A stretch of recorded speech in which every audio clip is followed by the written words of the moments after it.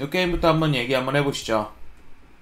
피츠버그 스틸러스가 레이더스 상대로 23대 18로 승리를 했던 게임이긴 한데, 피츠버그 스틸러스 공격이 그래도 좀 뭐 그 전에 보여줬던 거에 비해만큼 최악은 아니었던 것 같아요. 러싱도 뭐 4야드 좀 안되긴 하지만 패싱에서도 나쁘지 않았고, 말씀해주신 대로 케니 피켓이 생각보다 좀 괜찮은 모습을 보였던 것 같기도 하고, 그래도 여전히 맥캐나다의 공격은 사실 좀 답답한 감이 없잖아 있긴 하죠. 왜냐면 여러분, 레이더스의 수비가 정말 약하거든요. 근데 이런 템포가 계속 될 것 같아요. 그래서 이 레이더스 정도의 정말 리그에서 손꼽히는 아마 수비 쪽에서 질문이 있을 팀인데, 이런 팀을 상대하지 않는 이상은 공격이 좀 더 계속 저조하지 않을까 싶고, 보자. 수비는 강하다. 수비는 확실히 강하고, 수비는 너무 강하더라고요, 피츠버그 스틸러스는. 뭐 물론 이번 게임에서는 점수를 좀 내주긴 했지만, 그래도 뭐 TJ 왓을 비롯한 키아누 벤튼 막 이런 일선 수비는 진짜다. 확실히 좀 정말 강력하다라는 생각이 들었습니다. 근데 수비만으로 게임을 얼마나 어디까지 이길 수 있을지에 대한 좀 의문이 남고, 네, 그런 면에서 조금 그래 이기긴 이겼는데 뭔가 이렇게 좀 약간 보약을 제대로 먹은 느낌까지는 아니었어요. 약간 제 생각에는 드반테 아담스가 너무 날라다녔고, 그래서 막 뭔가 좀 더 화끈하게 이기길 바랬는데, 뭐 물론 레이더스가 좀 더 제가 알기로 배팅이 높긴 했거든요. 한 2점인가 2.5점인가 엄청 아주 조금 뭐 홈이에서 3점 정도 주니까 진짜 거의 비슷하다라고 보셔도 될 것 같을 정도로 비슷하긴 했는데, 그럼에도 조금 더 스틸러스 팬들이라면 이 레이더스라는 약팀을 좀 먹고 좀 참 도약의 기회로 삼기를 바랬을 건데, 그렇게까지 된 것 같진 않지만 뭐 그래도 승리를 챙겨간 거는 좋다. 네. 반면에 레이더스 측은 고민이 많아졌죠. 그나마 좀 긍정적이라고 볼 수 있을 만한 것은 드반테 아담스와 패싱 야드에 거의 한 5할이 드반테 아담스거든요. 기록을 한번 찾아보겠습니다. 드반테 아담스가 172야드를 기록했어요. 그러니까 진짜 반 이상이네요. 네, 그래서 이 드반테 아담스와 지미 가라폴로의 호흡이 조금 괜찮다 라는 게 좀 고무적일 수 있을 것 같아요. 근데 이게 왜 좀 나름 고무적이냐면, 이 필드가 이렇게 있으면 여기가 아웃라인이고 요 사이에 숫자가 있잖아요. 여기 뭐 20 뭐 이렇게 써져 있는 숫자가 있는데, 드반테 아담스 자체가 여기서 참 노는 걸 좋아해요. 여기서 워낙 특화된 선수기도 하고 1번 리시버라. 근데 지미 가라폴로는 여기서만 놀기로 유명하거든요. 여기서만 놀기로 유명한 선수라서 얘네들이 호흡이 안 맞는 게 아니냐라는 얘기가 나올 정도로 지미 가라폴로가 사실 주전자리에서 물러나고 다음 선수가 올라왔을 때 드반테 아담스가 더 뜨는 거 아니냐라는 생각이 예측이 어느 정도 있긴 했어요. 저를 비롯해서도. 근데 그런 거 치고는 드반테 아담스와의 호흡이 많이 좋았다 라는 거는 분명히 고무적이게 볼 수 있지만, 그 외의 그 모든 거는 다 좀 부정적이게 볼 수밖에 없을 것 같아요. 네. 런닝이 도대체 왜 이렇게 안 되고 있는지가 제일 의문스러운데, 저는 사실은. 아니, 런닝이 이렇게까지 안 될 일인가 싶어요, 저는. 사실, 진짜로. 이게 왜 이렇게 안 되는 건가에 대한 좀 진한 의문이 있습니다. 조시 맥데니얼 감독한테 뭐가 아파? 막 이렇게 물어보고 싶을 정도로 좀 이 진한 의문이 있긴 한데, 러닝이 조금 풀리기 시작하면 게임이 좀 확 풀릴 것 같다는 생각도 계속 들거든요. 사실 그런 생각도 없잖아 있긴 해요. 보다 보면 지미지가 워낙 플레이 액션에 기대는 이 플레이 스타일이기도 해서, 러닝이 조금만 풀리면은 훨씬 더 지표들이 좋게 나올 것 같다는 생각이 드는데, 러닝이 참 죽어도 안 풀리네요. 맞아요. 스틸러스가 또 러닝 디펜스에서 캐머런 조던이 빠졌잖아요. 그래서 러닝에서 좀 의문점이 많았는데도 러닝이 정말 안 돼가지고 이게 좀 많이 의문이긴 했습니다. 그래서 이게 어떻게 될지는 좀 궁금하긴 하고, 만약에 레이더스 팬분들 입장에서는 요 러닝이 좀 풀리면은 팀이 갑자기 확 살아나네? 라는 느낌이 분명히 들 수도 있을 것 같아요. 강한 러닝에 빛을 발할 그 뭐라 해야 될까, 선수들이나 이런 사람들이 참 많은 팀이기도 합니다. 레이더스 자체가. 근데 제가 사실 요 게임 보면서 제 이해가 안 됐던 거는 포스다운에서 필드골을 차죠. 기억하시나요? 이게 8점인가 뒤지고 있는 상황인데 포스앤고에서 고하는 것보다 필드골 차거든요. 이게 좀 조시 막데니엘스 감독이 조시 막데니엘스 참 비판점이 많은데, 그럼에도 불구하고 저는 그래도 페이트리어츠 공격에 많은 걸 지휘했다라는 생각이 있어서 좀 높게 평가를 했었거든요. 근데 이게 참 많이 아쉬웠습니다. 저라면은 왜 그런지 좀 의문스러웠어요. 왜냐면은 그 포센4인가 뭐 그랬던 걸로 기억하는데, 정확히 좀 저도 이제 시간이 지나서 기억이 안 나는데, 요거를 퍼스트다운 갱신하는 것보다 여기서 필드골 차고 60야드 막 20야드 여기서 한번 터치다운 하는 거를 더 선호했을 정도로 좀 마지막에 좀 이해가 잘 안 됐습니다. 차라리 포스트다운에서 그냥 한번 해볼만 했는데, 뭐 수비가 그 전까지 괜찮게 하고 있어서 수비를 믿는 거는 괜찮다고 생각하거든요. 사실 그럴 수도 있다고 생각하는데, 아니 그냥 여기서 터치다운 하고 하면은 되지 않을까라고 저는 참 생각이 많이 들긴 하더라고요. 그래서 조시 맥데니얼스가 단지 뭐 전술을 짜고 막 이렇게 런닝이 왜 안 되는지 참 의문스럽고 뭐 이렇긴 한데, 긍정적인 거 하나 딱 얻어놓고 나머지는 다 놓친 경기라고 보시면 되지 않을까 싶어요. 그래서 레이더스가 참 뭐 자기들이 디비전 1위였다 막 이런 식으로 막 진짜 온 레이더스 공식 유튜브나 막 이런 데 보면은 난리가 났었거든요. 우리는 아직도 1위다 막 이러면서 난리가 났었는데, 이제는 그런 말을 할 수 없게 되었죠. 자, 다음에는 요 게임을 가봅시다. 뉴욕 제츠랑 뉴잉글랜드 페이트리어츠 간의 게임이에요. 디비전 라이벌이기도 하고, 경기 전체적으로 보면은 극강의 수비전으로 많이 펼쳐졌습니다. 양 팀의 쿼터백이 맥 존스가 201야드, 여기가 201야드, 여기가 157야드밖에 안 될 정도로 참 패싱 게임이 여러모로 안 풀렸던 게임이기도 하고, 런닝에서도 뭐 좀 잘 풀리나 하지만 이 지크가 한 80야드 정도밖에 못 가는 등 굉장히 수비전으로 갔습니다. 공격이 어렵고, 그래서 결국적에는 세이프티를 뉴잉글랜드 페이트리어츠가 만들면서 페이트리어츠가 이겼거든요. 뉴욕 제츠의 그 레전드인 그 누구냐, 할리우드죠. 존 에이머스부터 시작해갖고, 그 다음에 뭐 ESPN의 막 그 여러 농객들도 시작해가지고, 이 사람들이 잭 윌슨을 굉장히 뭐라 했거든요.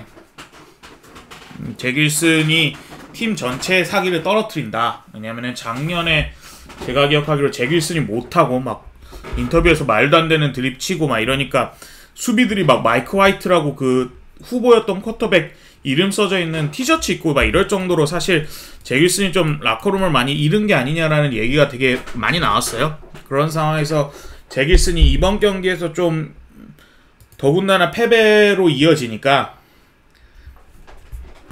잭 윌슨을 빨리 내보내라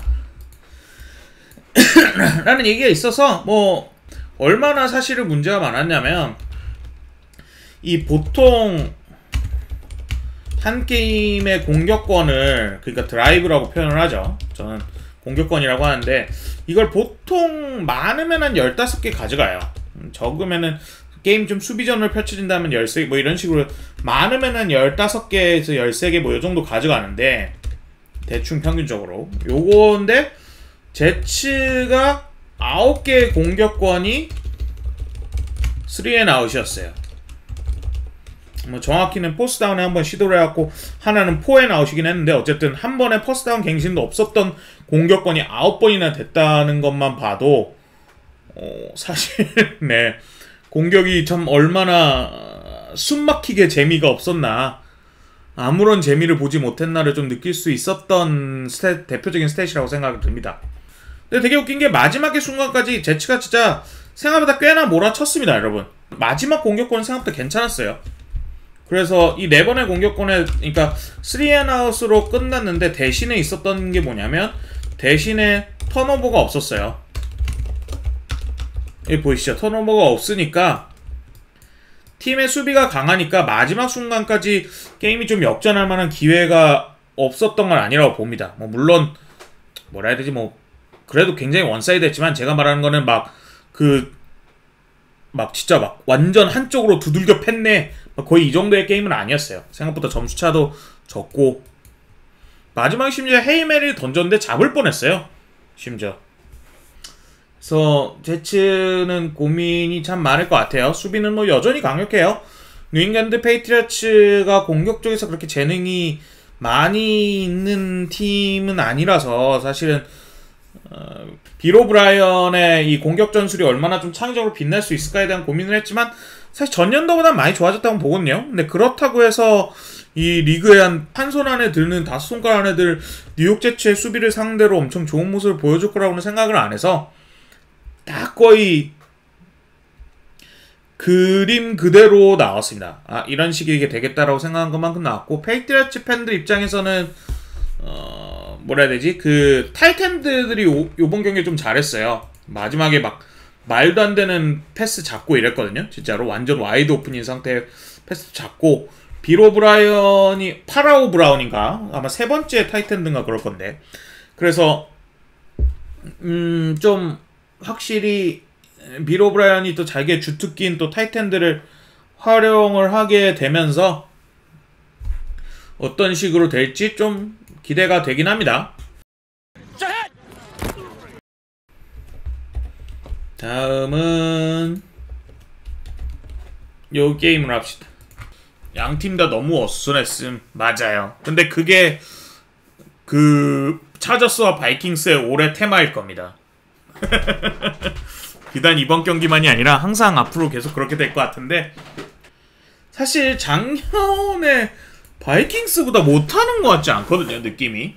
물론 말도 안 되는 턴오버만 빼면은 못하는 것 같지 않은데, 작년에도 턴오버 뭐 곧잘 있었어. 근데 그냥 뭔가 좀 흔히 말해 운빨이 좀 더 바이킹스 쪽으로 흘렀다라는 느낌이 강했는데, 그 운이 반대쪽으로 넘어가기 시작하니까 약간 계속 이렇게 지거든요. 그래서 실제로 케빈 오코넬의 공격력은, 패스 공격력은 대단히 위협적이라고 생각을 합니다. 실제로 둘이 아마 커크 커전스가 패싱 1등이고 저스틴 제퍼슨이 리시빙 1등이잖아요. 공격이 안 된다기는 보세요. 이 숫자들이 너무 좋습니다. 사실 숫자들이 너무 좋은데, 항상 이 턴오버가 계속 발목을 잡고 있고, 지금 펌블이 낮다 하면은 내가 갖는 걸 못 봤어, 펌블을. 이거 보세요. 차저스는 펌블이 4개가 났는데 하나 빼고 자기들이 다 찾아왔거든요. 근데 미네소타는 최근 몇 경기 동안 펌블이 낮다 하면 자기들이 가져가는 걸 못 봤을 정도로 바이킹스는 좀 안타까운 점이 있습니다. 그래서 요 약간 행운의 그 저울이 어느 쪽으로 향하는지가 계속 중요할 것 같고, 내부적으로는 계속 그렇게 말하고 있을 거야. 야, 괜찮아. 괜찮아. 우리 잘하고 있어. 야, 공격력 괜찮고 수비력 조금씩 계속 올라오고 있고, 뭐 이런 식으로 좋다라고 얘기를 하고 있을 건데, 벌써 0승 3패가 돼버려가지고 이거 좋은 거 맞아 하고 이제 슬슬 불안감이 좀 나오기 시작할 것 같거든요. 근데 이러다가 또 갑자기 행운의 여신이 반대쪽으로 돌면은 연승을 또 도도도도도 찍을 수 있는 저력이 분명히 있는 팀이라고는 생각이 들어요. 반면에 차저스는 차저스는 이제 공수가 완전 달라요. 공격은 제 생각에는 저번주 게임 얘기했을 때도 말씀을 드렸는데 많이 올라오고 있습니다. 켈렌 무어 공격 코치가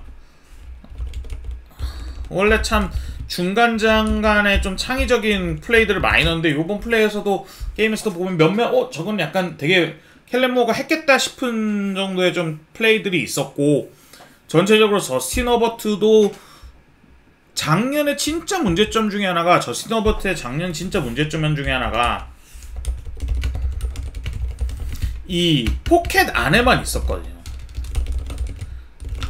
이게 지금 또 누구한테도 문제가 되고 있는 거냐면, 이게 참 저스틴 필즈한테도 문제가 참 되고 있는 거기도 한데, 마홈즈의 플레이 보시다 보면 사사삭 보다가 약간 안 될 것 같으면 쓱 하고 포켓 나와서 자기가 패스를 하거든요.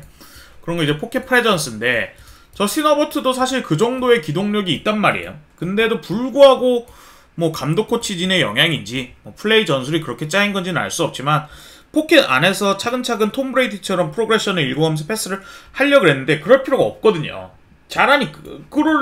그럴 무기가 갖고 있는 게 아니니까, 선수가. 근데 켈렌 무어랑 함께 있으면서 조금씩 포켓 안에서 더 많이 움직이는 것 같아요. 포켓을 왔다 갔다 하면서 패스를 여기저기서 로켓 발사대를 옮긴다고 영어로 표현하거든요. 그런 식으로 해가지고 여기서만 패스를 하는 게 아니라, 요 포켓이 요렇게 지켜있으면 요렇게서만 하는 게 아니라 한 번씩 요렇게 나와서 필드를 조금 더 자유롭게 보다가 패스하고, 뭐 이러한 식의 움직임들이 조금 더 늘어나고 있는 게 차저스 입장에서는 좀 고무적일 것이다. 차저스의 공격 측에서는. 그래서 뭐 물론 마이크 윌리엄스가 부상을 당했다는 게 참 뼈아프긴 하지만, 키넌 앨런이 또 엄청난 하루를 보냈고, 이날 차저스에서는 키넌 앨런이랑 허버트가 진짜 잘했거든요. 그래서 어떤 식으로 나올지는 잘 모르겠습니다. 사실 마이크 윌리엄스가 팀의 공격에 있어서 꽤나 중요한 역할을 하거든요. 나름 생각보다 그 어느 게임이나 필드를 이렇게 종적으로 돌려줄 수 있는 리시버의 존재는 대단히 중요해요. 사실은 그런 측면에서 마이크 윌리엄스가 그 역할을 많이 해줬었고, 키넌 앨런은 이제 거의 요번 경기 보니까 슬롯에서 더 많이 뛰더라고요. 작년부터 해가지고. 그러다 보니까 조금 누가 어디서 더 뛰게 될지, 흔히 말해 와이드아웃이라고 하죠. 요 필드가 아이고 잘 안 보이겠구나. 필드가 요렇게 길면 요 끝에서 결국 얘가 1대1로 이겨주면 사실 모든 게 쉬워지거든요. 근데 요거를 누가 이겨줄지에 대한 궁금증이 좀 있긴 합니다. 조슈아 팔머나 뭐 이런 애들인데 얘네가 막 그렇게 강력하지 않거든요. 그래서 마이크 윌리엄스의 공백을 어떻게 메꿀 수 있을지가 궁금하긴 합니다. 반면에 수비는 제 생각에는 노답 수준이 온 것 같아요. 이게 왜 노답이라는 너무 강한 워딩을 왜 쓰냐면, 지금 차저스 수비진의 연봉이 거의 리그에서 제일 높거든요. 그만큼 확실히 슈퍼스타들이 많은 게 차저스의 수비진인데, 이제 칼릴 맥이 이번 경기에서 좀 잘해줬다고 하는데, JC 잭슨은 이제 보이지도 않고, 코너백은 요번에 영입한 브랜든 스테일리라는 그 참 좋은 수비 코치라고 판명이 돼서 감독으로 온 양반은 거의 몇 년 동안 리그에서 수비가 거의 제일 약체고, 이런 상황이기 때문에 차저스는 켈렌 무어의 공격력에 되게 더 많은 기대를 하게 될 것 같다라는 생각이 듭니다. 작년에 디트로이트 라이온스처럼 해야 돼요. 거의 약간 방패 다 버리고 가자! 하고 이제 나 피 철철 흘리면서 칼질하면서 상대도 칼질 같이 하고, 이런 식의 승부처가 계속되지 않을까 싶습니다. 다음 게임은 사실 리뷰를 거의 할 필요가 없는 게임입니다. 살다 70점 게임을 보게 될 줄은. 마이크 맥데니엘 감독이 미쳤다라는 거를 다시 한번 느낄 수 있고, 거의 뭐 농구였죠. 마이크 맥데니엘 감독은 진짜 미쳤습니다. 이 마이크 맥데니얼이 짜놓은 스피드를 기반으로 한 패싱 게임이 얼마나 무섭냐면, 되게 재밌는 스탯이 있어서 제가 막 어디지? ESPN 기사를 보다가 되게 재밌는 기사가 있어서 가져왔는데, 21퍼스넬이라고 하죠. 이라고 해갖고 이제 러닝백이 2명이고 타이트엔드가 1명인 건데, 요 포지션을 가장 많이 쓰는 팀이 돌핀스예요. 네, 여러분 상식적으로 생각해보세요. 러닝백이 2명이고 타이트엔드가 1명이면 어떤 전술을 쓰겠어요? 런닝이잖아요. 사실 이거는 누가 봐도 런닝 플레이가 예상이 되잖아요, 사실. 근데 이렇게 되면 박스라고 하는 소위 말해 그 수비 입장에서 그 일선, 즉 런닝 막는 공간, 여기에 통상이 뭐 요새는 7명, 6명이고 원래 전통적으로 7명이고 러싱이 좀 과하다, 특히나 이렇게 좀 노골적인 러싱 전술이다 하면 8명까지도 쓰거든요. 8명까지도 쓰는데, 데릭 헨리 같은 팀 상대로는 거의 늘상 8명이고 이런 느낌이라 보시면 되는데, 이 8명인 경우가 11%밖에 안 된대요. 즉 오케이, 런닝이야, 다 내줄게 패스만 어떻게든 막자 라는 마인드가 돌핀스를 상대하는 팀들의 마인드였다는 거예요. 근데 이렇게 되니까 어떻게? 런닝으로 짓밟고 지나갔죠. 제 생각에 그래서 지금 마이애미의 공격을 막을 수 있는 거는 막을 수 있는 거라고 안 할게요. 그러니까 말 그대로 남은 변수예요. 거의 모든 변수들이 이미 다 막혔어. 뭐 이걸 해볼까 저걸 해볼까 다 막혔고, 그 상대의 1번 무기를 제일 잘 가져간다는 빌 벨라칙조차도 이 시점대로밖에 막을 수 없는데, 유일하게 막을 수 있는 남은 변수는 기상입니다. 즉 이 9월달에 마이애미의 홈게임에서 일어나는 경기들이 사실 마이애미에게 너무 어마어마한 어드밴티지를 가지고 있다라는 얘기는 제가 몇 년 전부터 계속 꾸준히 했었잖아요. 이게 보면은 필드가 요렇게 있으면은 여기가 홈 대기석이고 여기가 홈팀 대기석, 여기가 어웨이팀 대기석이면 뭐 여기다가 요런 식으로 이렇게 가림막을 위에 설치해가지고 홈팀은 그늘 속에 계속 있고 어웨이팀은 땡볕에 계속 있대요. 어웨이팀은 땡볕에. 그래갖고 이게 몇 시간을 지나고 후반이 되면 사람들이 완전 무너진다고 했거든요. 렉스 라이언이라고 제츠 감독 출신이 ESPN 나와서 옛날에 얘기하는 거 듣고 오 하고 찾아봤는데 진짜 그렇더라고요. 그래서 이런 것 때문에 마이애미 돌핀스의 홈팀 공격력이나 뭐 모든 거에 있어서 좀 이점이 있을 것이다 라는 거는 사실 저도 어느 정도 생각을 했는데, 그게 이 정도일 줄은 몰랐다. 네, 이 정도일 줄은 몰랐다라고 보시면 되고, 뭐라 해야 될까, 플레이를 예측해서 패스하는 이 약간 제가 견문세계 팩이라고 우스갯소리를 하는 이 능력치와 정확도가 너무 뛰어나서, 이게 좋으면 어떤 게 되냐면, 여러분 여기서 잘 봐요. 여기 있잖아요. 여기 우리 오라인이 있으면 리시버가 요렇게 달려갈 거란 말이에요. 그러면은 원래대로라면 리시버가 이쯤에서 오픈이 돼요. 이쯤에서 수비가 벗겨져요. 이쯤에서 수비가 벗겨지니까 우리 쿼터백은 여기서 기다리고 있다가 얘가 여기까지 오픈이 되는 순간을 기다려서 패스를 해야 된단 말이에요. 근데 투와 같이 예측력이 좋으면 여기서도 패스를 해요. 어떻게? 약간의 로빙 패스 느낌으로 똑 하고 로빙 패스 느낌으로. 그러면은 얘가 달려와서 이 공을 잡으면 되는 건데, 문제는 이 한 타이밍 더 빠르게 패스를 하게 되니까 오라인이 지켜줘야 될 시간이 훨씬 적은 거예요. 뭔 말인지 알겠죠? 그러니까 압박을 받을 확률도 더 낮아지는 거예요, 지금.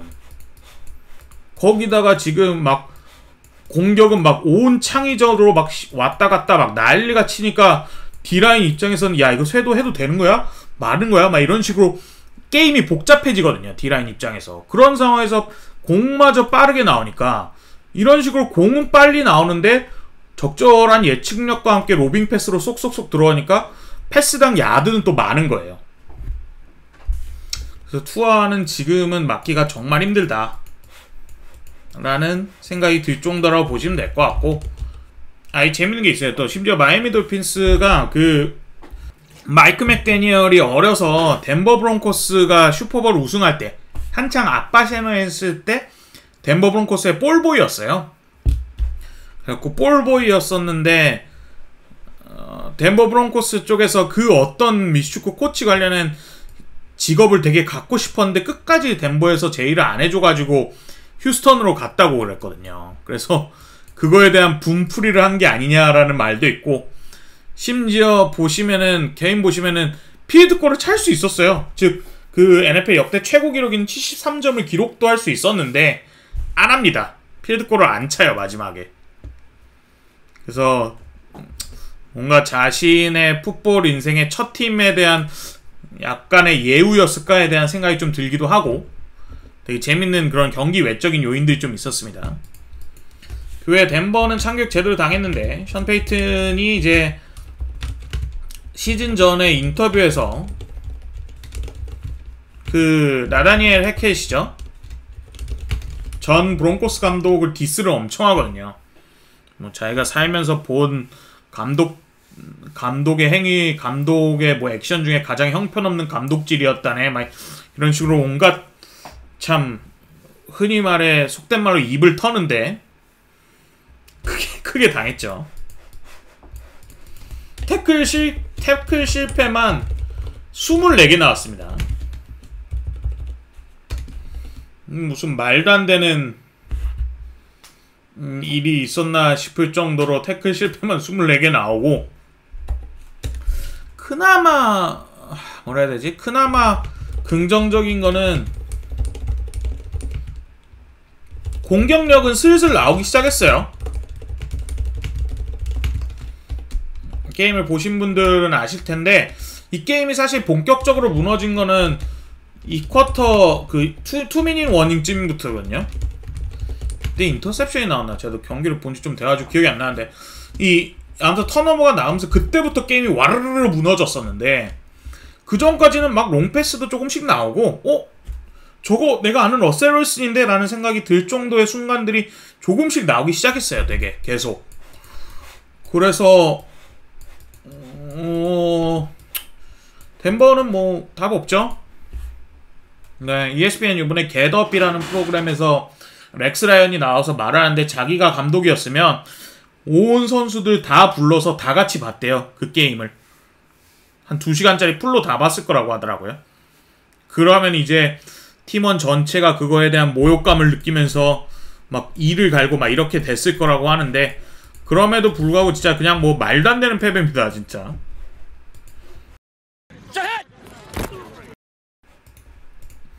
자, 다음은 칩스 대 베어스의 경기입니다.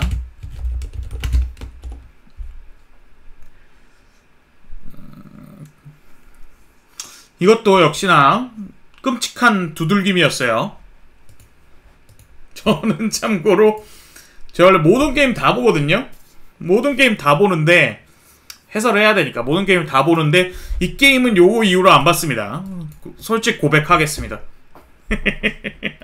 못 보겠더라고. 네. 진짜로.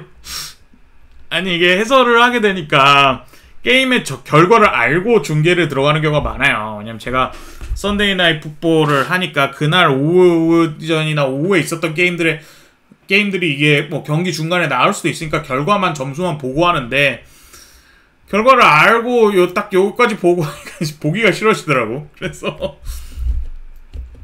네, 칩스 대 베어스의 경기였는데,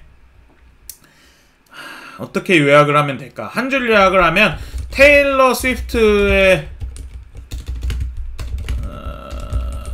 존재감이 게임보다 더 재밌었다라고 요약을 하면 됩니다. 테일러 스위프트가 그 관중석에 나와서 야야야 이렇게 하는 그게, 참고로 테일러 스위프트는 이제 그 트래비스 케이시랑 좀 그 연문설이 있습니다. 그래서 스캔들이 있어서 테일러 스위프트가 이제 그런 연문설이 있던 와중에 스위프트가 이제 그 엄마 켈시 옆에서 경기를 관람하거든요.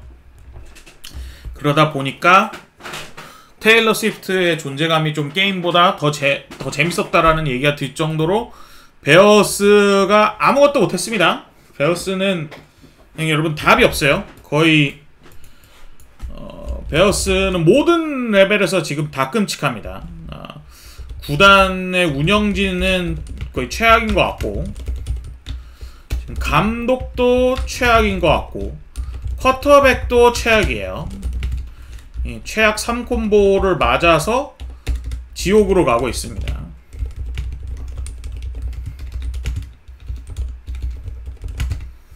모든 게 최악입니다. 구단 운영진은 수비 쪽에서는 하나도 투자를 하지 않고 그냥 그럭저럭 하는 애들한테 너무 과투자를 하면서 수비가 아예 그냥 바보가 되어버렸고, 거기다가 막 중간에 수비 코치가 사임을 해버리고 막 참 어이가 없어갖고 중간에 수비 코치가 사임을 해버리고 막 이런 온갖 생쇼가 다 벌어지고 있는 베어스의 구단 운영진이고, 감독은 왜 최악이냐? 자, 이 저스틴 필즈라는 쿼터백을 믿고 저스틴 필즈를 중심으로 팀을 꾸렸단 말이에요. 저스틴 필즈를 중심으로 팀을 저스틴 필즈를 지켜줄 선수 1번 픽 뽑았고 1라운드 픽으로 뽑았고 리시버도 데리고 왔는데 걔네를 전혀 활용하지 못하는 말도 안 되는 전술들을 들고 나옵니다. 즉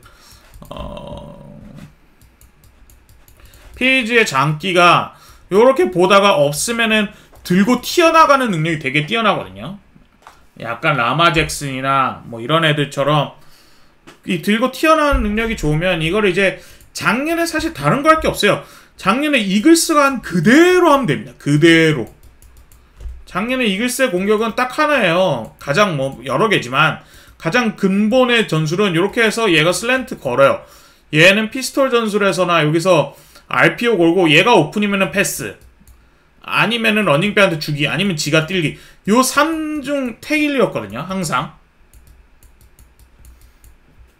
근데 뭐 PAG가 RPO를 안 좋아하네 마네 뭐 하는 소문이 있긴 하지만 그럼 그냥 이거만 하면 돼. 요거 하다가 요 딱보다 얘가 오픈 아니면 야 니가 들고 뛰어 요렇게 간단하게 주문을 해줘도 되는데, PAG를 요 안에 어떻게든 유지하려고 하다 보니까 전술적으로 그냥 썩어버렸고, 필즈는 거기다 대고 자기는 지가 발전 못한 건 하나도 생각은 안 하고 나는 나의 게임을 못하고 있다, 뭐 로봇처럼 게임을 하고 있다, 그거는 감독의 탓이 아닐까, 막 이런 소리를 했다가 또 급하게 다음날 그날 또 오후에 또 영상 켜가지고 라이브 켜가지고 그게 그 뜻이 아니었습니다 뭐 이런 식으로 지가 한 말 주워 담고 앉아있고 막 모든 게 최악입니다.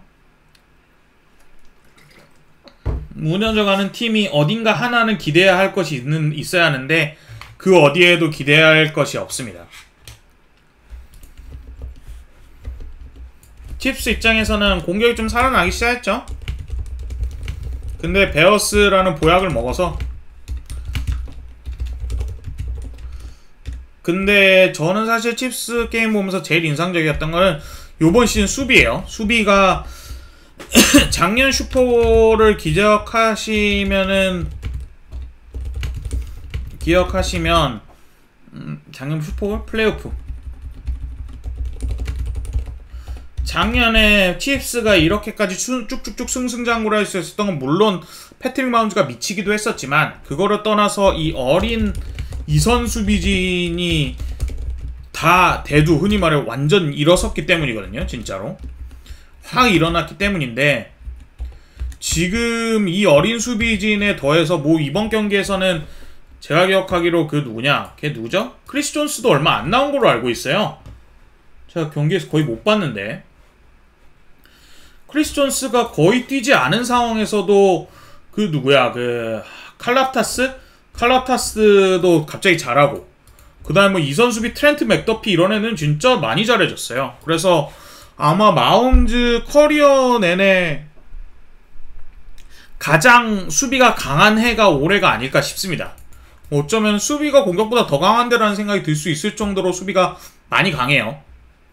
약간 이렇게 한 주 한 주 꿀떡꿀떡 지나가다 보면 한 12주차 됐는데 뭐야? 얘는 실점이 왜 이렇게 적어? 이럴 수도 있습니다. 분명히.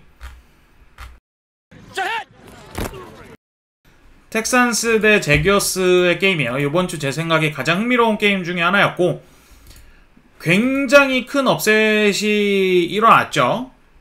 근데 요 게임이 가장 시사하는 바가 많았다고 저는 생각을 합니다. 요번 주 게임 중에. 특히나 어디부터 할까요? 두 팀 다 할 얘기가 많거든요. 텍산즈는 거의 긍정적인 얘기뿐이고 제규어스는 부정적인 얘기뿐인데, 제가 또 전 시즌의 제규어스, 프리시즌의 제규어스에 대한 하이프라고 할까요? 설레발을 많이 쳤기 때문에 제규어스 얘기부터 합시다. 일단 트레버 로렌스는 저는 괜찮은 것 같아요. 근데 켈빈 리들리가 없어졌어. 좀 순간 사라졌어요. 켈빈 리들리가 뭐 이번 게임에서 막 드랍도 엄청나게 하고, 제 기억에 거기다 막 그 프리스냅 페널티만 2개인가 하고, 막 분명히 1주차에 엄청 강했거든요. 2주차에도 사실 요런 장면들이 좀 많이 나왔습니다. 제규어스가 뭔가 좀 잘 안 맞아요. 뭔가 약간 한 끗씩 어긋나 있는 느낌이 나요. 특히나 이게 어느 때 더 많이 느껴지냐면, 켈빈 리들리가 약간의 폼이 좀 오르락 내리락 할 때 이 오르락 내리락 중에 내리락 할 때 좀 이런 느낌이 훨씬 더 많이 나요. 왜냐면은 트레버 로렌스의 패스나 이런 데서 좀 느껴집니다. 켈빈 리들리에게 1대2 상황이나 2대2 상황에도 좀 많이 던져주거든요. 워낙 또 로렌스가 공을 또 참 좋은 쿼터백의 상징이라고 할 수 있는 요 넘버 바깥에 장거리로 던지는 게 워낙 좋은 선수라서 리들리에게 좀 공을 억지로 주려는 느낌이 있는데, 요때 항상 뭔가 조금씩 어긋나 있어요. 뭐 약간 아웃이 된다거나 막 뭐가 드랍이 된다거나 뭐 이런 식으로 좀 살짝 어긋나 있고, 팀이 저는 사실 1, 2주차 경기를 보면서 너무 러싱을 많이 하는 거 아닌가라는 생각도 들었거든요. ETN을 진짜 많이 쓰더라고요, 생각보다. 여기서도 보시면은 러닝을 상당히 많이 하는데, 이렇게까지 ETN을 많이 써야 될 건가라는 생각이 있긴 했는데, 또 이렇게 뭔가 패싱 게임에서 계속 어긋나는 거를 더그 피터슨 감독이 봐서 그러는 건가 하는 생각도 좀 있긴 합니다. 그래서 공격적으로 해서는 요 뭔가 어긋나 있는 요거를 빨리 잡아야 돼요. 지금 약간 그 뭐라 해야 되지, 뉴욕 제츠의 공격처럼 이렇게 얼토당토않게 당하는 게 아니거든요. 약간 될 것 같은데 뭔가 뭐야 저거 왜 이렇게 아까워, 막 이런 순간들이 있어서 피터슨 감독이 약간의 그 디테일을 계속 잡아야 되고, 얘가 이렇게 오르락내리락을 하면은 안 될 것 같습니다. 지금 잭슨빌 제규어스가 제 생각에는 오히려 켈빈 리들리의 존재 때문에 조금 밸런스가 무너진 게 아닌가라는 생각이 들 정도로 조금 그래요. 사실 이번 경기에서는 이런 어긋나 있는 게 공격 쪽에서만 있는 건 아니에요. 요번에 진짜 이번 게임 가장 말도 안 되는 게 있어요. 이 텍산스의 이름도 몰라. 얘는 풀백이 킥오프 리턴 터치다운을 합니다. 이게 진짜 웃기거든요. 진짜 무슨 말도 안 돼요.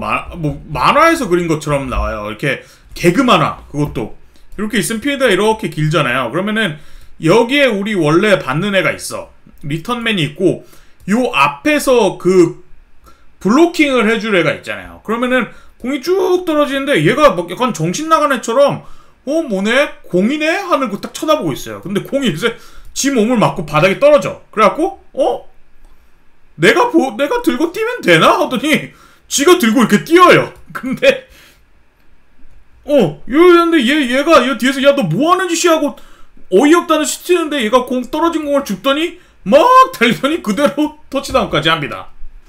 제가 참 미식고 오래 보면서 말도 안 되는 장면 여러 봤지만 참 재밌는 장면 중에 하나였어요. 가장 말도 안 되는 장면 중에 하나였을 것 같은데, 이런 뭔가 어긋나 있는 느낌이 좀 있는 것 같아요. 사실 제규어스의 가장 큰 문제점은 공격은 아닌 것 같아요. 공격 그런 일도 괜찮은데 수비가, 특히나 일선의 그 패스 압박, 패스 러쉬가 진짜 너무 적습니다. 이게 참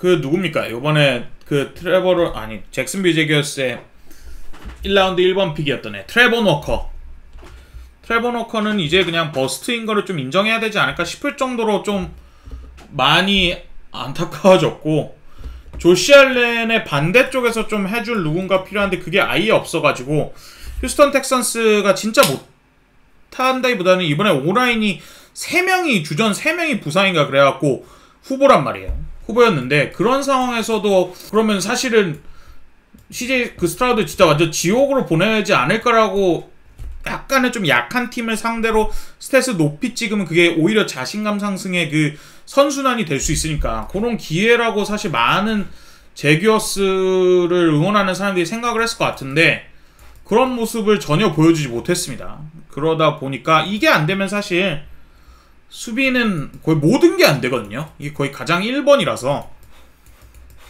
요새는 더더욱이나 이게 안 되니까 아예 그냥 틀어막혔습니다, 말 그대로. 그래서 제규어스는 사실 공격 쪽의 작은 디테일들은 뭐 괜찮을 것 같은데 수비 쪽에서의 압박이 하나도 안 일어난다. 특히나 조시 앨런의 짝공으로 해가지고 둘이 좀 시너지를 확 올려줄 거라고 기대를 했던 트레버 워커가 계속 조용하다는 거는 좀 뼈아프지 않을까 싶습니다.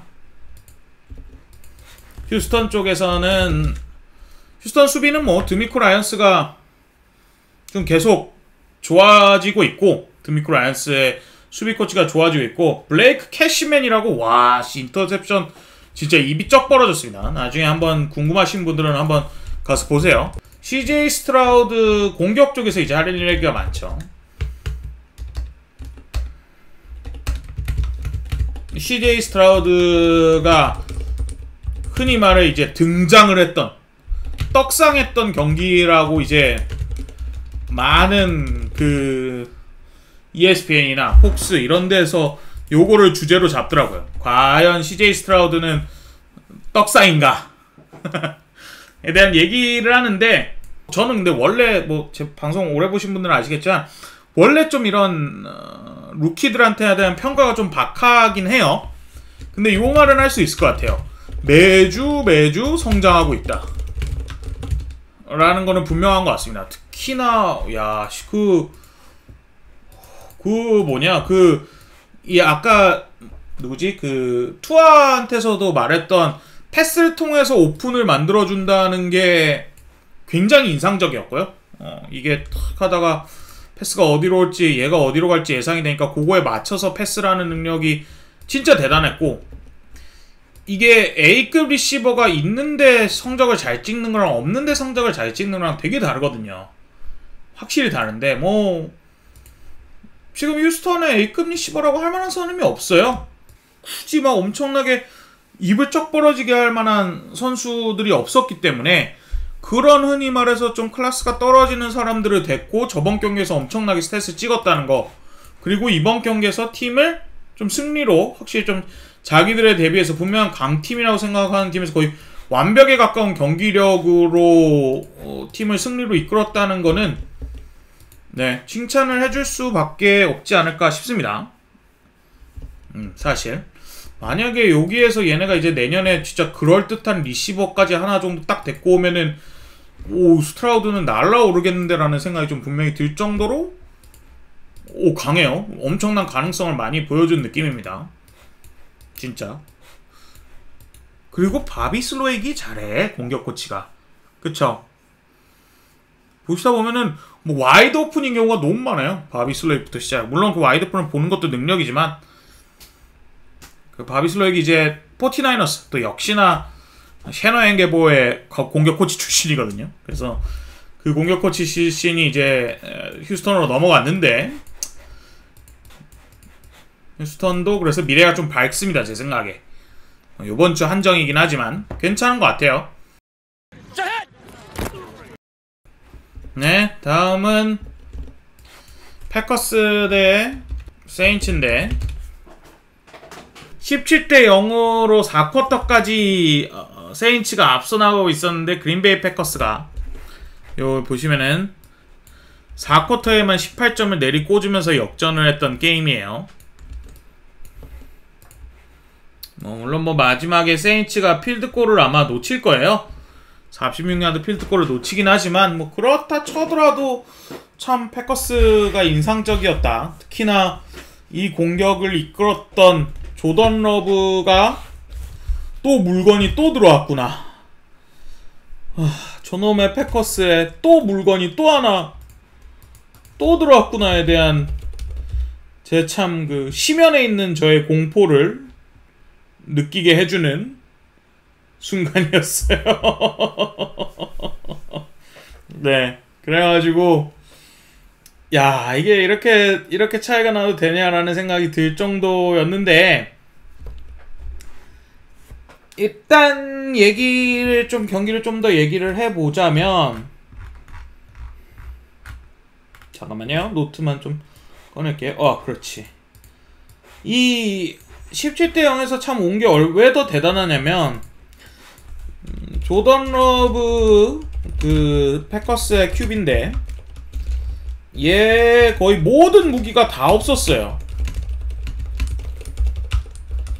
부상으로 다 없었어요. 1번 무기는 에런 존스 없죠. 레프트 태클은 데이비드 박티알이 없죠. 왓슨 없죠. 막 이런 식으로 거기다 또 한 명, 런닝백 한 명 더 부상당했던데, 뭐 저 말도 안 되는 상황이에요. 그런 상황에서 정말 줄기차게 압박당하다가 아니야, 마지막에 정신 단디 찾고 야, 내가 보여줄게 하고 참 보여줬던 조던 러브가 칭찬을 안 할 수가 없을 정도로 대단히 뛰어났다라는 생각이 분명히 드는 게임이었습니다. 조던 러브 플레이를 보다 보면 이 플레이상 뭐라 그래야 될까, 이 압박을 느끼는 능력이 되게 좋아요. 포켓 프레전스라고 해가지고 요쪽에서 오네? 하면은 요때는 나가야겠다. 아니다 요때는 괜찮아. 지금은 필드 더 봐도 돼. 뭐 약간 요런 좀 이 포켓 주변의 상황을 느끼는 약간의 포켓 프레전스, 육감이라고 해야 될까요?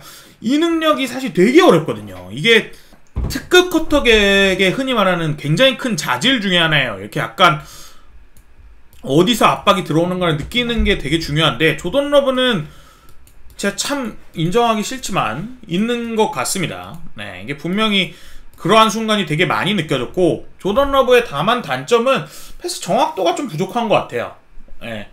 그래서 그런 좀 기술적인 면이 좀 부족하다 보니까 그거를 진짜 다 닫아듬고, 다 잘 가다듬고, 이 무기들이 부상에서 돌아오기 시작하면, 야, 패커스 또 우리를 또 막 약간 이런 상황이 되지 않을까 싶기도 합니다. 그래서 참 인상적이었어요. 진짜 인상적이었습니다. 조던 러브를 위시로 한 이 패커스의 막판 부심이, 이런 추격 스코어는 사실 루키가 하기 굉장히 어렵거든요.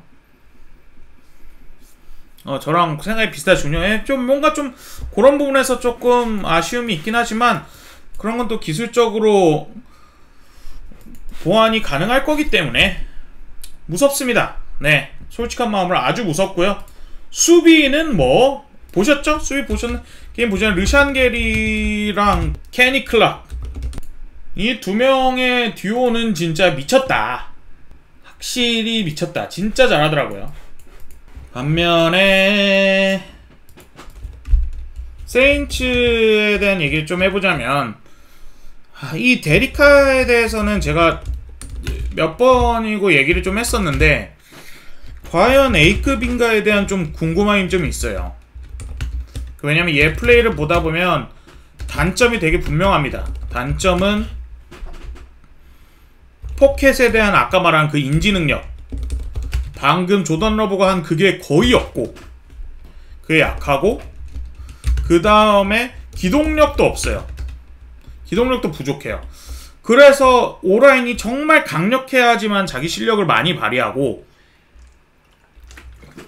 이게 특별히 뛰어나지 않기 때문에 어느 한쪽에서 압박이 느껴지면은 호호하고 플레이 전체가 흔들리는 경향이 되게 많은 게 바로 이 데리카라는 쿼터백이란 말이죠. 그렇게 생각을 했을 때 장점은 그럼 뭐냐? 빅플레이 능력이에요. 엄청 잘 던집니다. 크리스티안 올라베한테도 이번 경기에 크게 몇 번 던졌죠. 막 이런 식으로 빅플레이 능력이 대단히 좋은 선수가 이 데리카의 장점인데, 이게 좋은 만큼 이런 기본기가 흔히 말해 조금 약해서 레드존에서 되게 처참한 쿼터백 중에 하나예요.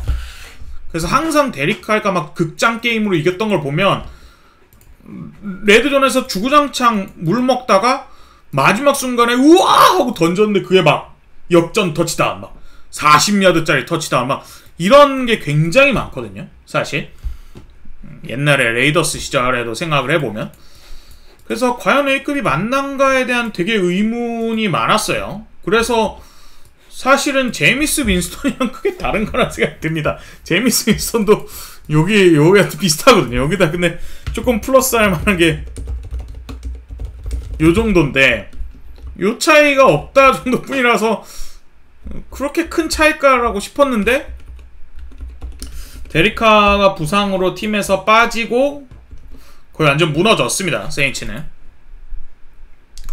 2쿼터 이후로 보시면은 점수를 아예 하나도 못 냈죠. 그래서 확실히 세인츠 입장에서는 이거 좀 어떡하지 하고 좀 약간 멘붕이 좀 왔었던 것 같고, 생각보다 그가 가지는 영향력이 좀 컸었던가 싶기도 하고, 수비 쪽에서는 사실 진짜 잘 막았어요. 올해 이 세인츠의 이선 수비가 특히나 괴랄하기 그지가 없을 정도로 참 수비가 되게 좋은 팀인데, 4쿼터에 패스 인터피런스 반칙이 2개가 나오면서 큰 야드를 헌납했고, 그렇게 그냥 팀이 쑥 하고 밀려버렸습니다. 좀 안타깝게도.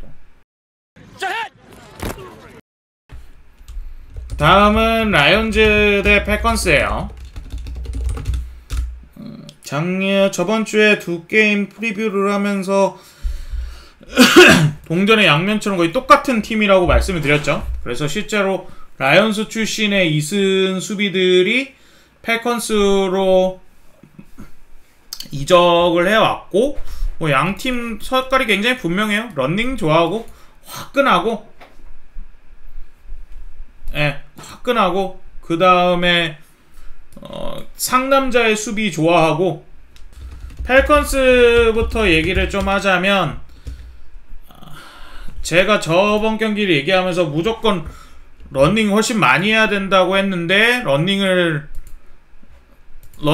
더 했어야 됩니다. 러닝 20번밖에 안 했어요. 패스 38번 했는데 러닝 20번밖에 안 했습니다. 안 돼요. 이거 왜 그러는지 모르겠어요. 데즈먼드 리더는 이제 믿을 수 없는 선수예요. 데즈먼드 리더의 스탯 한번 보여드릴게요. 요렇게 있거든요. 요렇게입니다. 38번 패스에서 201야드 갔고 색 7번 당했고요.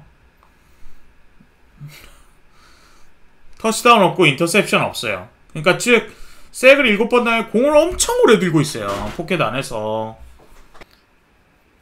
뭐 좀 여러모로 의아했던 경기 운영이었던 것 같아요. 러닝을 이렇게 안 할 거면 팀을 이렇게 해야 하는 게 좋을까? 왜 굳이 러닝 그냥 좀 더 하지? 심지어 저번 경기 러닝 잘했거든요. 근데 그런 면에서 팰컨스가 좀 안타까운, 데즈먼 리더에 대한 집착이 남은 건지 이제는 진짜 좀 확실히 버려도 되는 거라고 인지를 하지 않았을까 싶습니다. 제가 프리시즌에 팰컨스를 좀 강할 수 있는 팀이라고 뽑았던 거는 데즈먼 리더의 역할이 최소화돼도 팀이 충분히 승리를 할 수 있는 구조가 잡혀 있어서 그런 거라고 얘기를 드렸는데, 이렇게 데즈먼 리더를 쓰면은 사실 뭐 팬서스나 이런 팀이랑 다를 게 없죠. 라이온스 입장에서는, 라이온스 이번 게임 보신 분들은 라이온스 팬들이 있으시면, 라이온스는 괜찮았는데 뭐 그렇게 썩도 엄청난 경기력은 아니었어요. 아마 2개 정도가 딱 걱정이 될 것 같은데, 첫 번째가 라이트 태클 이슈입니다. 오라인에서 오른쪽이 좀 많이 뭐라 해야 될까, 공백이 느껴지는데, 페네이 스웰이 오른쪽에 있죠. 보통 제 이전 영상에서 캐치까지 잡았던 스웰이 이제 오른쪽에 있게 되는데, 왼쪽에 데커가 부상을 당하면서 스웰이 왼쪽으로 옮겼어요. 그러면서 이제 오른쪽에 누가 했어야 되지 하는데 막 이번 경기에 2명을 막 번갈아 가면서 쓰고 이랬었거든요. 그래서 어디에서도 마땅한 답을 못 찾았던 게 좀 안타깝고, 두 번째는 라이언스 빅볼이 없습니다. 빅플레이가. 롱볼이 없어요. 그래서 공격이 이렇게 멀리 뻗어나가는 게 없으니까 계속 안쪽으로 이런 식으로 축약될 수밖에 없어가지고, 제임슨 윌리엄스가 복귀를 하기 전까지는 뭐 이건 그대로일 것 같아요. 팀의 에이스 리시버가 아몬라 세인트브라우지잖아요. 요번에 빅플레이 했던 게 걔잖아요. 그 2라운드 픽 샘 러포타. 걔가 막 여기서 요렇게 해가지고 여기 진짜 혼자 막 주위 한 10야드에 아무도 없을 정도로 완전 오픈 플레이가 나왔고 빅플레이가 나왔었는데, 요번 게임에서 얘네 둘 다 이렇게 필드를 쭉쭉 벌려주는 스타일이 아니에요. 그래서 이런 식으로 단거리 플레이만 좀 하게 되다 보니까 이게 좀 아쉬움이 있지 않나 생각이 듭니다. 그리고 수비 쪽에서는 허친슨이 지금 괴물 같은 성적을 계속 거두고 있어요. 지금 아마 리그 전체 압박 1위일 겁니다. 엄청나게 잘해주고 있고, 2선에서도 브라이언 브랜치죠. 얘가 올해 드래프트 됐던 신인인데 뭐 엄청 잘한다 뭐 이런 말이 많았는데, 포지션 때문에 좀 평가를 덜 받는 거 아니냐라는 얘기가 있었는데, 지금 확실히 좀 계속 좋은 모습을 보여주고 있는 것 같아요. 꾸준히. 그래서 확실히 좀 가능성이 있다라는 생각이 분명히 들고, 자, 애리조나 카디널스와 달라스 카우보이스의 게임이었죠? 이번 주 가장 큰 업셋, 즉 기대치 않았던 승리가 나왔던 게임이라고 보시면 될 것 같아요. 카디널스가 도박사들에 있어서 13점이었거든요. 13점 차를 극복하고 만들어낸 말도 안 되는 역전승이었습니다. 일단 카우보이스 입장에서는 공격에서 뭐 그쵸? 가장 흔한 이야기는 레드존에서의 참패죠. 자, 레드존을 5번 갔다가 한 번밖에 성공을 못합니다. 그야말로 끔찍한데, 이게 참 이 카우보이스의 그 닥 프레스캇의 한계를 보여준 순간이지 않을까 싶습니다. 프레스캇의 존재 자체가 참 여러 요인들이 다 잘 갖춰질 때 절정을 보인다라는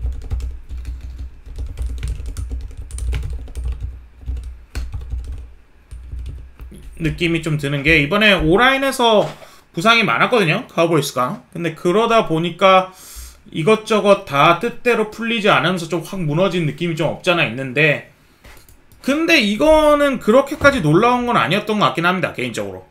카우보이스의 공격이 언젠가는 좀 헤맬 거라고는 사실 많은 사람들이 이미 다 예상을 했을 것 같고, 근데 제일 놀라웠던 거는 수비가 28점이나 내준 게 참 제일 놀라웠던 점 중에 하나였죠, 사실은.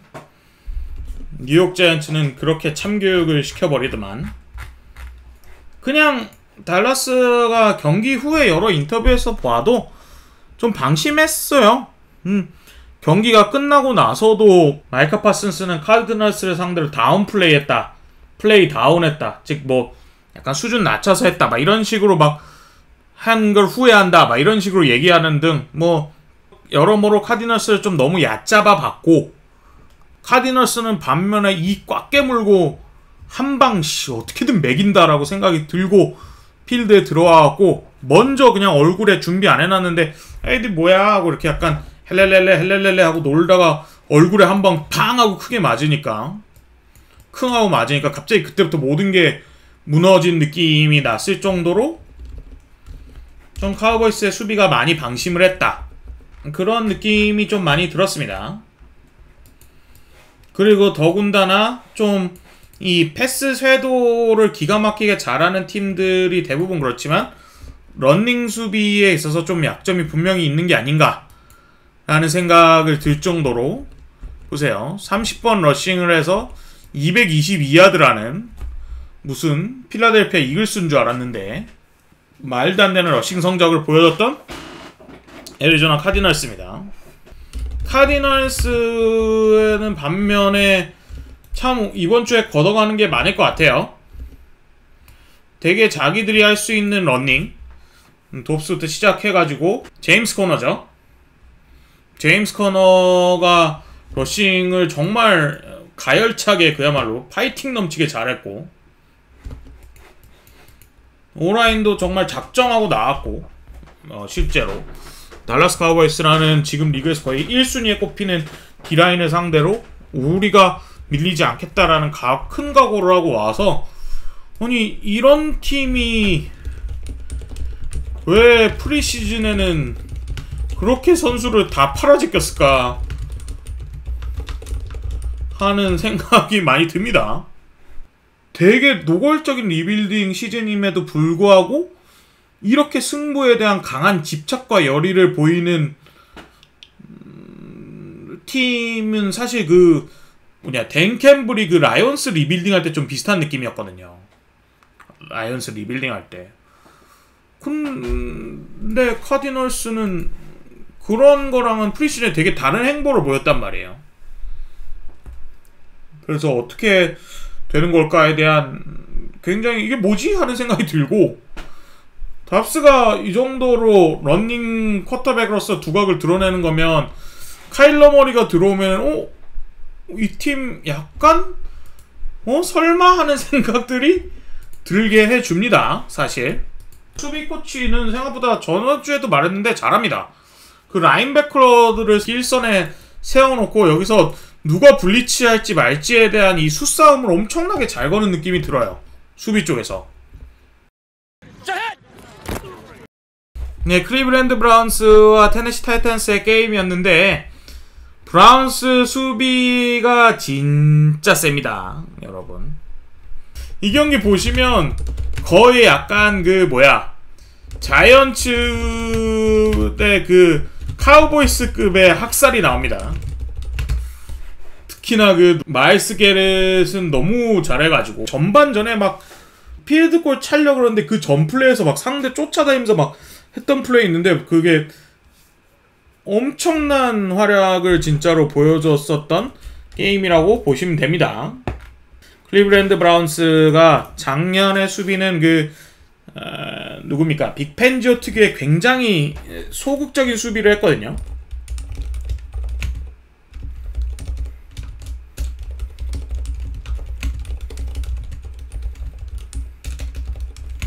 근데 짐 슈얼츠라고 지금 수비 코치, 얘는 굉장히 공격적입니다. 근데 항상 그렇지만 재능이 있을 때는 전술이고 뭐 필요 없어. 1대1로 맨투맨 붙이고 남은 선수 한 명으로 갖다 받거나 아니면은 걔로 라버라 그래갖고 이제 중간에 빈 지역 노릴 거 보고 슬그머니 들어게 지역 수비 들어가거나 이런 식으로 하면 되지. 브라운스 같이 지금 말도 안 되는 재능이 다 쌓여있는 팀을 상대로 사실 소극적인 수비를 할 필요가 전혀 없죠. 소극적인 수비의 장점은 빅플레이를 안 내주죠. 빅플레이를 안 내줍니다. 모든 상대의 공격이 내 눈 앞에서 벌어지게 하니까 리시버가 막 그래 요 앞에서 막 뛰어도 나는 여기서 잡으면 가서 태클을 하면 되니까 요런 장점이 있죠. 반면에 공격적이고 적극적인 수비는 상대 코앞에 붙어가지고 얘가 요로 가면은 얘를 이렇게 따라가는 거지. 얘를 따라가는 건데 대신에 여기서 얘를 놓치면 얘가 그냥 혼자 무한대로 가버리니까 이런 빅플레이를 방지하라는 게 빅펜지오식인데 짐 슈얼츠는 엄청 수비가 공격적이에요. 그래갖고 대단히 강력합니다. 뭐 엄청 많아요. 이 브라운스가 얼마나 수비가 압도적이었냐면 서드다운이 15번 타이탄스가 있었는데 12번이 서드앤롱, 즉 8야드 이상이었어요. 15번 중에 12번이.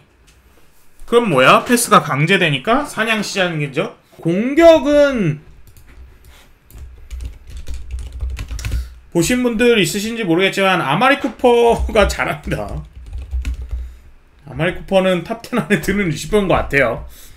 이번 게임에서도 그런 오심을 못 봤어. 나 진짜로 이게 아웃라인에서 한 거의 한 발 정도? 한 30cm 정도 벗어나 있는, 한 발 정도까지는 아니시겠다. 한 15cm, 20cm를 벗어나 있는 상황에서 캐치를 하고 그 캐치를 터치다운까지 가져갔는데 아웃 판정이 나면서 터치다운 하나를 뺏겼거든요, 브라운스가. 이 뭐라 해야 될까, 수비가 너무 강하니까. 맞아요, 왓슨을 데리고 이거저거 할 여유가 있어요.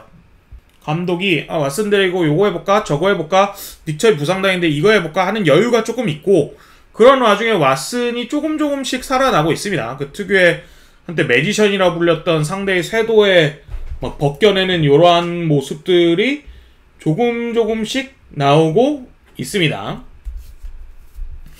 이런 식으로 참 브라운스의 전력이 확실히 강하구나를 분명히 느낄 수 있게 되었고, 타이탄스 입장에서는 오라인이 너무 무너졌어요. 이렇게 무너지면 데릭 헨리도 뭐고 뭐 패싱이고 뭐고 뭐 아무것도 의미가 거의 없어진다고 보시면 될 정도로 올해 앞두고 가장 기대했던 오라인이 너무 무너진 게 그게 너무 커요.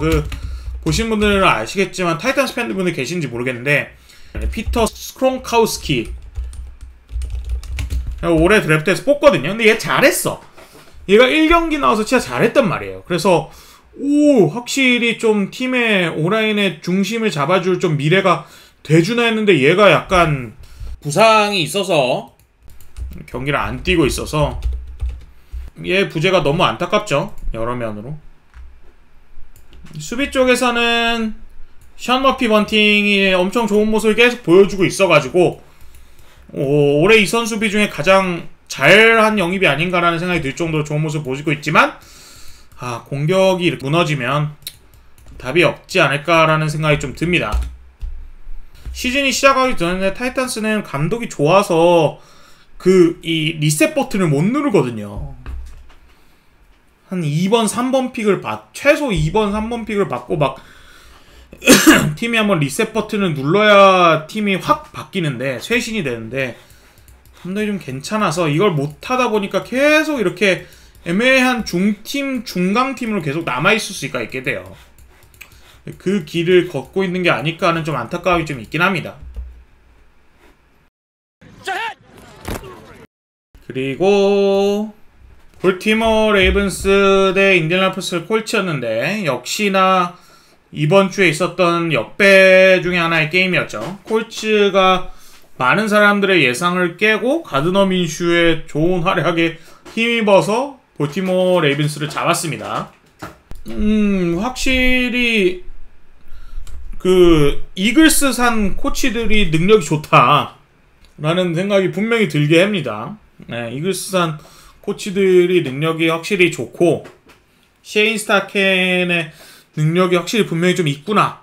콜츠의 감독이거든요. 지금 작년 이글스의 공격 코치고. 근데 아직까지 분명히 좀 클래스를 보여주고 있다라고 생각이 들고, 볼티모어 레이븐스는 말씀 주신 대로 선수진의 부상이 너무 큽니다. 근데 볼티모어는 왜 이렇게 부상이 많은지 모르겠어. 작년까지 부상의 원인으로 지목을 되었던 그 팀닥터 같은 사람이 있었거든요.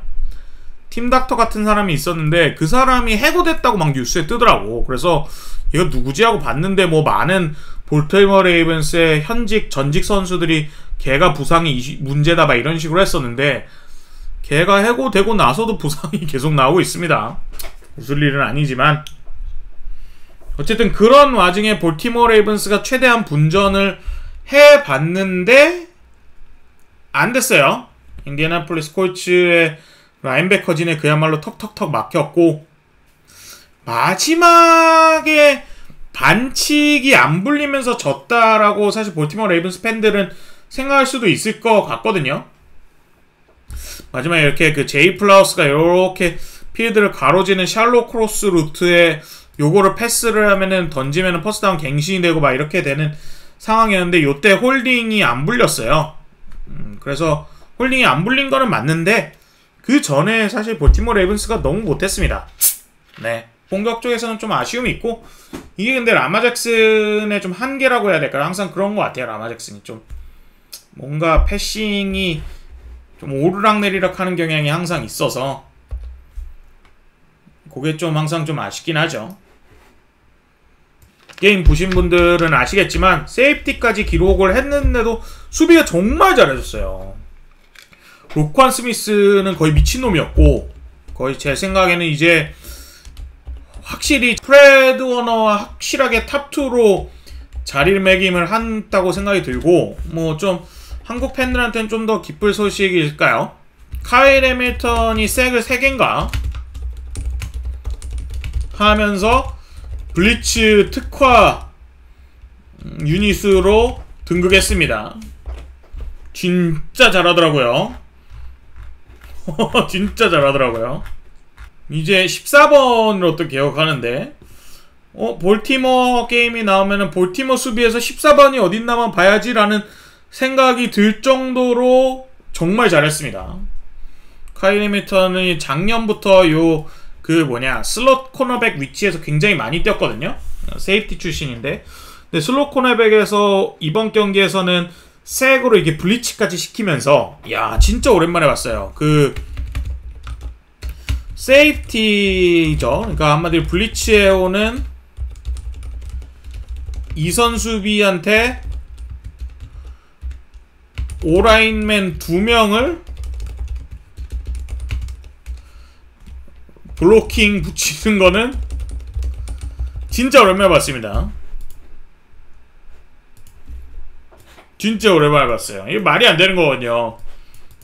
오라인맨 하나에 정확히는 타이트핸드였던 것 같긴 한데, 어쨌든 더블마크, 더블팀을 붙이는 게 진짜 오랜만에 봤습니다. 옛날에 폴라말로 있던 시절에나 봤던 것 같고, 진짜 오랜만에 봤을 정도로 카일 해밀턴을 보는 것도 게임을 보는 참 재미 중에 하나일 것이다 라는 생각이 분명히 생각이 듭니다.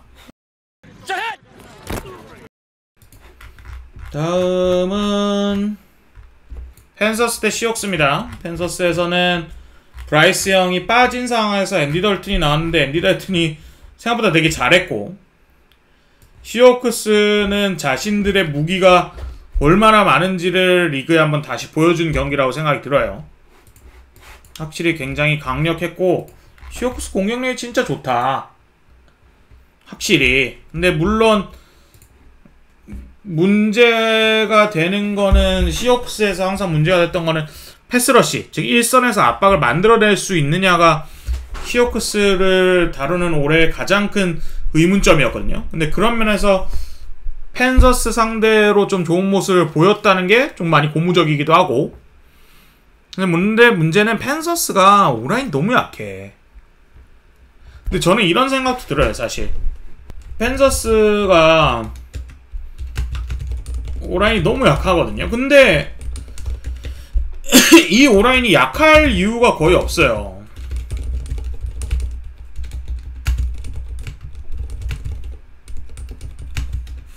네, 이 오라인 특히나 작년에 막 러싱해 되는 거 보면은 오라인 정말 셌거든요. 물론 코비알레트인가 기억이 안 나는데, 걔가 수술로 뭐 빠지고 뭐 여러 이슈가 있었다고 하지만 그래도 너무 펜서스의 오라인이 약해요. 근데 이 오라인이 약한 게 브라이스 형의 부진에 되게 큰 영향을 주지 않았나 저는 생각을 하거든요. 근데 뭐 여기서 끝날 게 아니라, 이 재밌는 게 프랭크 라이크 감독이란 말이에요. 근데 이 감독이 작년에도 콜츠에서 콜츠 오라인이 약할 이유가 없었거든요. 약했어요. 약할 이유가 없는데. 근데 이게 참 모르겠네요. 이게 묘한 우연의 일치일지, 아니면 실제로 프랭크 라이크의 뭐 감독 전술 지시라든가 뭐 이런 면에서의 그런 게 오라인의 퍼포먼스에 영향을 미치는 건지는 모르겠지만, 펜서스도 지금 굉장히 총체적인 난국입니다. 오라인이 너무 약하고 거기다가 수비 쪽에서도 부상이 너무 많아가지고 브라이언 번즈랑 데릭 브라운을 제외하고는 뭐 거의 보이질 않고 시애틀 시옥스는 뭐 무기가 넘쳐나죠. DK 메이크업가 100야드 이상 기록했고요. 말씀해주신 대로. 그 다음에 케네스 워커가 또한 100야드 가까이 러싱 기록했고요. 수비는 위더스푼이 아마 인터셉션 진짜 기깔난 거 하나 상대 품에 있는 거 자기 한 손으로 쑥 하고 삼켜먹은 그 플레이 하나 있었고요. 시옥스가 확실히 좀 시즌에 전에 자기들한테 있던 기대감에 맞는 플레이를 그래도 약팀 상대로 좀 보여줬습니다. 근데 문제는 이 패스러쉬가 안 만들어지면 결국 매 플레이 매 게임 이런 식으로 엄청난 다대다 득점 경기에서 승리를 하는 수밖에 없어갖고 그런 상황에서 지노 스미스의 꾸준함을 믿을 수 있느냐라는 게 이제 변수긴 한데 이번 경기처럼 무기 많으면 뭐 타이텐들도 게임에 엄청 계속 나오면서 좋은 모습 계속 보여줬고 그런 식으로 꽤 거둘 게 있던 게임이었습니다. 다음은 제 생각에 NFL에서 가장 양민학살을 잘하는 팀입니다. 버팔로 빌스예요. 근데 이게 왜 그런지를 내가 좀 생각을 많이 해봤는데 아까 말씀드렸던 조시 알렌은 좀 조급성이 반영된 게 아닐까 싶습니다. 조시 알렌이 영변이 좀 커가지고 게임이 좀 위태위태해지거나 자기가 좀 위급해지면, 그러니까 위급해진다는 게 압박을 받아서 위급해지는 게 아니에요. 그냥 내가 해줘야 돼 라는 순간이 오면은 무리를 좀 크게 하는 것 같아요. 근데 이런 상황이 오지 않고 차분하게 하나하나 손가락 하나씩 부러뜨리면서 말이 너무 격한가? 상대를 제압할 수 있는 무대가 갖춰지기만 하면 버팔로 빌스만큼 강한 팀이 없다라는 생각이 분명히 듭니다. 보시면은 러싱 시도가 33번에 패싱 시도가 32번으로 밸런스가 굉장히 좋은 걸 볼 수 있죠. 조시 알렌이 약간 서드 앤 막 8 막 서드 앤 14 막 이런 거 나오면 이제 막 손이 달달달달달 떨리나.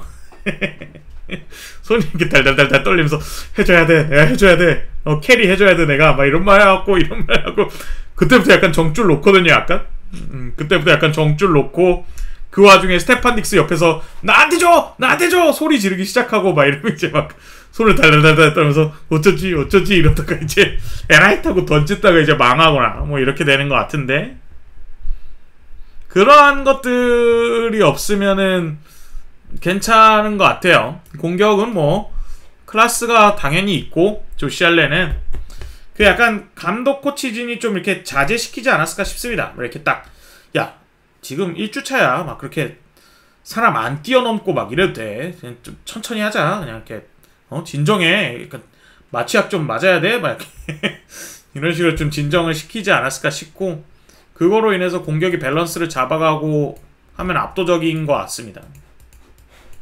그리고 수비가 굉장히 좋아졌는데 이 팀도 사실 문제가 가장 크게 거론되던 게 패스러시였어요. 수비가 얼마나 많은 거를 해줄 수 있느냐라는 압박 쪽에서 특히나 해줄 수 있느냐라는 거였는데 요번 경기에서 되게 잘해줬죠.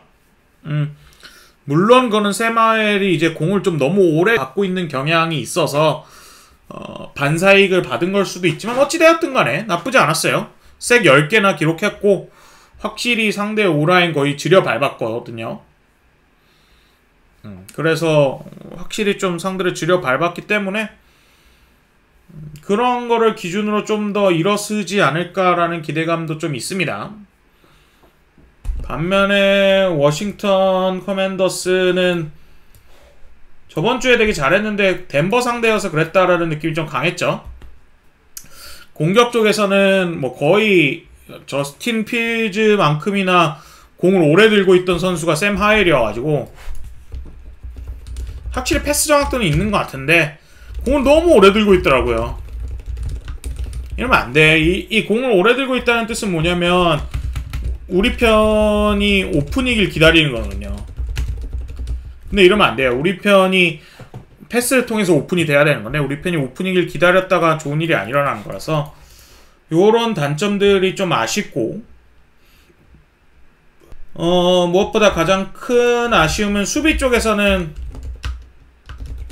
커맨더스의 팀의 자랑이 뭡니까? 엄청 강한 일선 수비인데 이런 일선 수비가 거의 아무것도 해주지 못했다는 게 커맨더스의 안타까움이죠. 색이 하나도 없고 압박이 딱 12개밖에 없었다는 게 버팔로 빌스가 참 그 강한 일선을 잘 피해서 요리조리 잘했고 수비 쪽도 뭐 크게 해준 게 없다.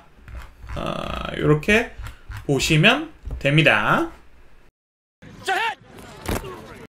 다음은 먼데이 나잇 풋볼 게임이었죠. 램스 대 벵갈스였어요.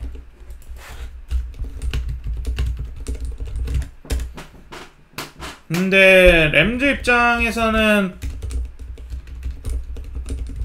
수비가 살아난 게 좀 고무적일 것 같고 벵갈스 입장에서는 역시나 수비가 좀 살아난 게 고무적일 거예요. 둘 다 의외로 되게 수비전으로 치닫들었는데 램즈가 이번 게임 전에 거의 아무도 얘네를 막을 수 없을 정도로 막 투투 아투엘 막 뛰어댕기고 막 포카노 쿠아 막 뛰어댕기고 이걸 아무도 야 이거 어떻게 막냐 생각이 들 정도였는데 루 아나무로 수비 코치가 또 하나 해줬죠. 확실히 상대 에이스라고 해야 될까요? 1번 무기를 없앤다는 게 수비 코치의 1번 숙명이라는 걸 생각했을 때 루 아나무라는 확실히 클래스가 있다 라는 걸 다시 한번 느끼게 해줬던 게임이라고 저는 벵갈스 입장에서는 생각이 듭니다. 네, 트레이 핸드릭슨도 어마어마했고 이번 게임에서 아마 3번인가 했던 걸로 기억을 하는데 MG 입장에서는 오라인이 너무나 박살이 났던 게 좀 클 것 같고 오라인이 박살난 상황에서 무리를 하다가 인터셉션을 하는 거는 또 매튜 스태포드의 오랜 특기이기도 하니까 매튜 스태포드를 영입하면 어쩔 수 없이 그냥 몇 개 내주는 게임들인 것 같아요. 매튜 스태포드 자체가 워낙 인터셉션을 자주 당해서. 반면에 벵갈스 공격은 참 의문이 많았죠. 근데 부상을 달고 있어서 어쩔 수 없었던 것 같아요. 이 벵갈스의 공격이라는 건 어쩔 수 없이 조버로의 패스, 장거리 패스 정확도에 따를 수밖에 없거든요. 989 플레이라 그래서 리시버 2명이 9번 루트, 즉 일직선으로 쭉 달려요. 그리고 슬롯 리시버가 요렇게 달리거나 요렇게 달리는 요게 이제 989 리시버 989 전술이라고 하는 가장 대표적인 장거리 플레이 전술인데 벵갈스가 슈퍼볼에 갈 때 제일 좋아하던 전술이었어요. 여기서 쭉 가갖고 여기 수비가 한 명이 있어요. 그러면은 조버로가 여기로 던져. 여기로 던지거나. 왜냐면 여기가 1대1이니까. 여기가 1대1이니까. 근데 여기가 수비가 2명 있다. 그러면은 얘가 수비 2명이네 하고 요 가운데 밑에 똑 떨어져. 요 사이에. 그럼 조보로가 얘한테 똑 던져. 그래서 요런 식으로 플레이가 되는 게 이 벵갈스의 슈퍼볼을 이끌었던 989 전술인데 조버로우가 부상을 당하고 말씀해주신 대로 티기긴스가 공을 너무 떨구면서 공격 전체가 좀 잘 안 풀렸어요. 확실히 이런 류의 플레이들은 파해법이 쉽게 생기지 않아요. 사실 이런 류의 플레이에 대한 파해법은 사실은 선수의 노화밖에 없습니다. 왜냐면 얘가 여기서 1대1로 무조건 누가 와도 상대가 잡아주는 거고 공을 던지는 애도 그대로면 마땅히 전술이 많이 없거든요. 네, 벵갈스 게임 자체가 뭐라 해야 될까, 이 전술적인 기가 막힘으로 승부를 본다기보다는 선수들의 그 압도적인 개인 역량을 활용한 전술을 되게 잘 구축했었기 때문에 그래서 사실 그 잭 테일러잖아요, 감독이. 잭 테일러가 좀 저평가를 받는 것도 그거 중에 하나거든요. 근데 뭐 공격 쪽에서 이 패스를 해주는 쿼터백이 조금 부상을 당했고, 여기서 공을 또 반대쪽에서 잡아주는 티 히긴스가 또 오늘 폼이 좀 안 좋아가지고 벵갈스의 공격이 막혔었다. 그리고 이 경기 사실 솔직히 말씀드릴게요. 기억이 잘 안 납니다. 기억이 잘 안 납니다. 옛날에 봐가지고 저번 주 그 월요일에 본 것 같은데 기억이 잘 안 납니다. 근데 포티나이너스가 그냥 포티나이너스 했어요. 그렇게 이해하시면 되지 않을까 싶습니다. 여기는 포티나이너스가 그냥 뭐 또 찍어 눌렀다. 제 기억에 브랜든 아육이 없었던 걸로 기억을 하는데, 디보 세뮤얼이 날아다녔던 게임이라고만 제 거에 이 마킹이 돼 있네요. 메모가. 자이언츠는 세이칸 바클리도 없고 뭐 이런 상황에서 생각보다 뜻대로 많은 게 풀리지 않았고 그랬던 게임이라고 보시면 되지 않을까 싶어요. 브락 퍼디가, 맞아, 브락 퍼디를 이번 게임에서 보면 브락 퍼디가 폼이 막 엄청 좋은 느낌이 아니었거든요. 특히나 작년 플레이오프 직전 기간에 보여줬던 그 폼에 비해서 조금 떨어진 게 아니냐 라는 생각이 좀 들었거든요. 뭐 이래저래 패스를 뿌리는 거에 있어서 왜 저걸 못 봤지? 막 이런 생각이 좀 드는 순간들이 좀 있긴 했는데, 경기 후반부로 갈수록 좀 폼을 끌어올린 것 같아요, 브락 버디가. 아무래도 뭐 부상에서 돌아오고 막 이러니까 여러 요인들이 있겠지만, 포티나이너스는 뭐 근데 어느 몇몇 포지션에 뭐라 해야 될까, 좀 능력 부재를 카바칠 정도로의 선수들의 상태가 많이 좋습니다. 전술도 워낙 훌륭하고. 그래서 뭐 누가 조금 실력 부족한데 정도는 크게 티가 나지 않을 정도로 전술적으로 애초에 완성도가 높은 팀이에요. 약간 브라운스가 전술적인 약점을 이것저것 실험해봐도 될 정도로 선수진이 좋은 거랑 좀 비슷한데 약간 반대의 개념이라고 보시면 될 것 같고, 그리고 마지막이 이 경기는 1쿼터 정도까지만 해도 꽤나 빠당빠당 했거든요. 근데 어느 순간 이글스의 오라인이 갑자기 우와 하고 폭주를 하더니 버커니어스의 D라인이 상당히 강력한데도 불구하고 불도저처럼 밀려났습니다. 이글스 오라인은 너무너무 강력한 것 같아요. 이글스 오라인은. 버커니어스 수비가 나쁘지 않거든요. 말씀해주신 대로 슈퍼볼에 나갔던 그 짬바가 있던 선수들이 아직 남아있어서 수비가 약한 팀이 아니고 특히나 러싱 수비에 있어서는 굉장히 자신감이 넘치는 팀인데 그냥 이글스한테 짓밟혔습니다. 이글스 오라인이 얍 하니까 그냥 우욱 하고 밀렸어요. 그냥. 네. QB 스닉을 금지하네 마네라는 말이 있지? 금지 안 하겠죠. 어떻게 금지해? 말도 안 되지. 근데 실제로 이번 플레이에서는 QB 스닉을 하려는 것처럼 말하다 페이크 하는 것도 살짝 넣은 것 같더라고. 이글스가 플레이북에. 물론 페이크를 하다가 넘어져서 결국 태클 폴 로스가 됐긴 했지만, 네, 그럼에도 불구하고 이글스의 오라인은 너무나 강력하다. 좀 과하게 강한 것 같아요, 제 생각에. 제가 살면서 봤던 오라인 중에 가장 강했던 오라인 1위가 90년대 초반 카우보이스의 오라인이거든요. 90년대 초반 카우보이스의 오라인이 제가 태어나서 봤던 오라인 중에 가장 강한 오라인이었고, 2010년대 초반의 오라인도 엄청 강했어요. 카우보이스 오라인도. 지금 이글스 오라인도 그만큼 강한 것 같습니다, 제 생각에.